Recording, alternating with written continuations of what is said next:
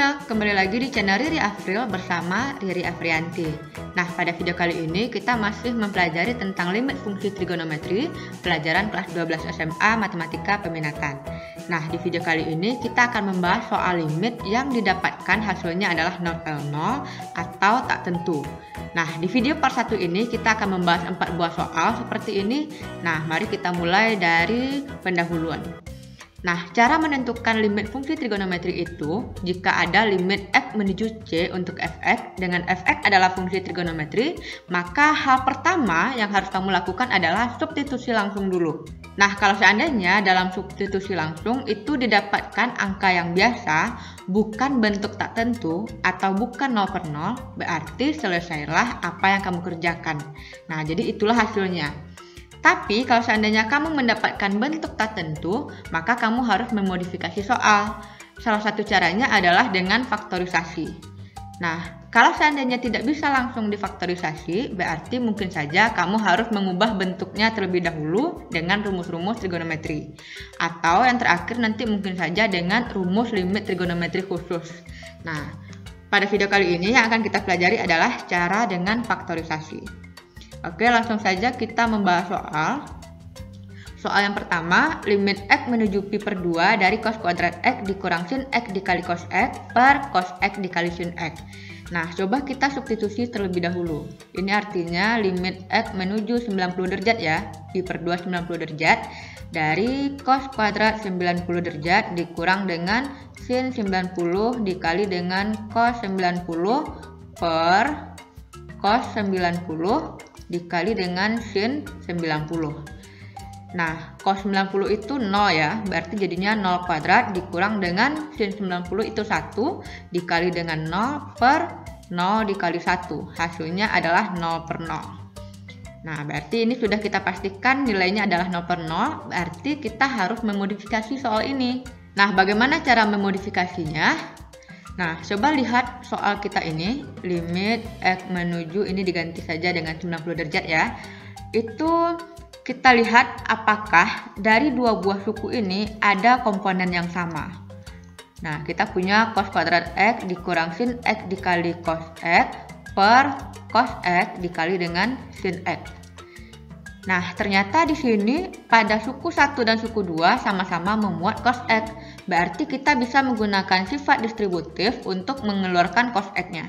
Sehingga ini jadinya cos x dalam kurung cos kuadrat x sudah keluar satu buah cos x-nya, berarti tinggal cos x. Dikurang sin x cos x sudah keluar cos x-nya, berarti tinggal sin x.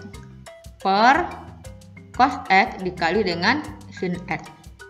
Nah, karena ini sudah berbentuk perkalian, maka jika ada yang sama itu bisa kita bagi atau kita sederhanakan. Nah, yang bisa kita coret adalah cos x. Sehingga kita dapatkan limit x menuju 90 dari cos 90 dikurang sin 90 per sin 90. Nah, jadi kalau seandainya sudah ada yang dicoret, berarti kamu bisa mensubstitusinya secara langsung. Nah, mari kita cari hasilnya. Cos 90 itu hasilnya adalah 0 dikurang dengan sin 90 adalah 1 per sin 91. Jadi hasilnya negatif 1 per 1 sama dengan negatif 1. Nah, bagaimana bisa dipahami kan cara pemfaktorannya seperti ini? Oke, lanjut ke soal nomor 2. Nah, coba kita substitusi dulu secara langsung limit x menuju pi per 4, artinya itu adalah 45 derajat ya. Dari sin 45 dikali cos kuadrat 45 dikurang cos pangkat 3 dari 45 per cos 45 dikurang sin 45. Nah, ini hasilnya adalah sin 45 itu setengah akar 2 dikali cos kuadrat 45 artinya setengah akar 2 dikuadratkan dikurang cos pangkat 3 45 artinya setengah akar 2 pangkat 3 per setengah akar 2 cos 45 ini dikurang sin 45 itu adalah setengah akar 2.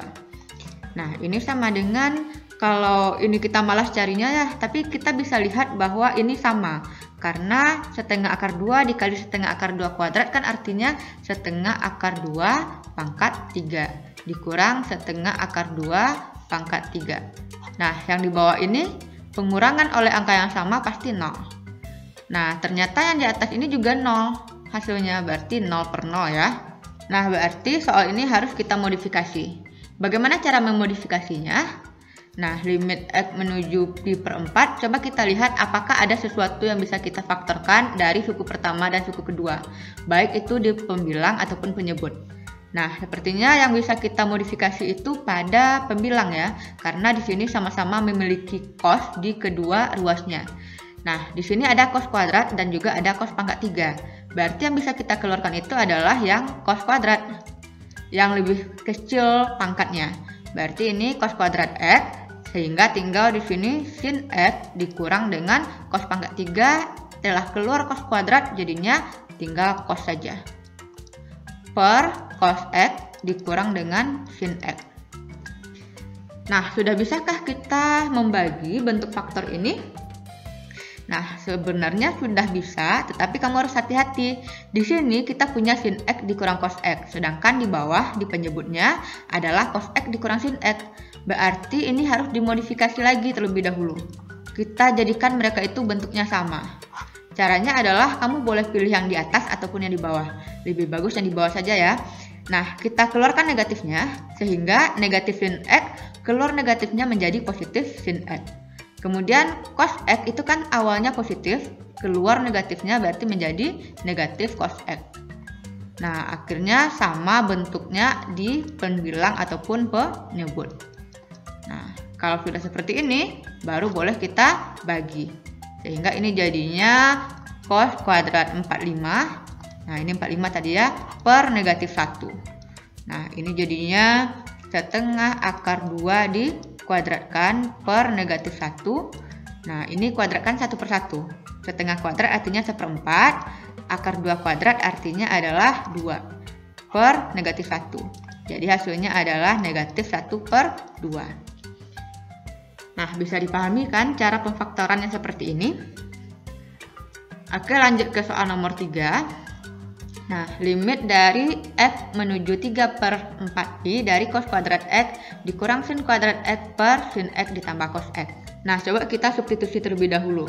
Ini artinya limit X menuju 3 per 4pi itu adalah 135 ya. Dari cos kuadrat 135 dikurang sin kuadrat 135 per sin 135 ditambah dengan cos 135. Nah, ini hasilnya adalah cos 135 itu kuadran 2, berarti sama dengan negatif cos 45. Jadinya negatif setengah akar 2 kuadrat. Dikurang dengan sin 135 itu positif. Positif setengah akar 2 kuadrat per setengah akar 2 ditambah negatif setengah akar 2. Nah, ini nilainya sama ya, atas dan bawah. Nah, karena ini akan jadi positif dan nilainya sama dengan setengah akar 2 kuadrat, pastinya ini dapatnya 0 per 0. Nah, ini penjumlahan dengan negatif ya. Nah, karena 0 per 0 berarti harus kita faktorkan terlebih dahulu. Nah, untuk menyelesaikan bentuk seperti ini, kamu harus ingat bentuk selisih 2 kuadrat, yaitunya A kuadrat dikurang B kuadrat, itu faktornya adalah A dikurang B dikali A ditambah B. Nah, kebetulan bentuk yang pada pembilangnya itu sama dengan bentuk yang ini. Sehingga kamu bisa langsung faktorkan dengan cara itu. Berarti limit X menuju 135 dari cos X dikurang dengan sin X dikali dengan cos X ditambah dengan sin X per sin X ditambah dengan cos X. Nah, sudah bisakah kita membaginya sekarang? Nah, karena ini tambah, ini tidak masalah kalau seandainya tidak kamu tukar dulu tempatnya. Karena seperti 5 tambah 4 itu sama aja dengan 4 tambah 5. Sama-sama 9 ya. Kecuali kalau pengurangan itu memang harus dikerjakan seperti soal nomor 2 tadi. Oke, nah jadi ini bisa langsung disederhanakan sehingga kita dapatkan limit X menuju 135 dari cos 135 dikurang sin 135. Nah, tadi cos 135 nilainya adalah negatif setengah akar 2 dikurang dengan sin 135 adalah setengah akar 2. Jadi, hasilnya adalah negatif akar 2. Oke, soal terakhir. limit X menuju pi per 4 dari cos kuadrat X dikurang sin kuadrat X per 2 dikurang 2 cos kuadrat X adalah. Nah, ini bagaimana cara menyelesaikannya? Nah, dengan substitusi ini jadinya limit X menuju 45 dari cos kuadrat 45 dikurang sin kuadrat 45 per 2 dikurang 2 dikali cos kuadrat 45. Nah, yang di atas ini setengah akar 2 kuadrat dikurang setengah akar 2 kuadrat per 2 dikurang 2 dikali setengah akar 2 kuadrat. Nah, ini kalau kita lihat yang di atasnya sudah pasti 0 ya, karena mereka bilangannya sama.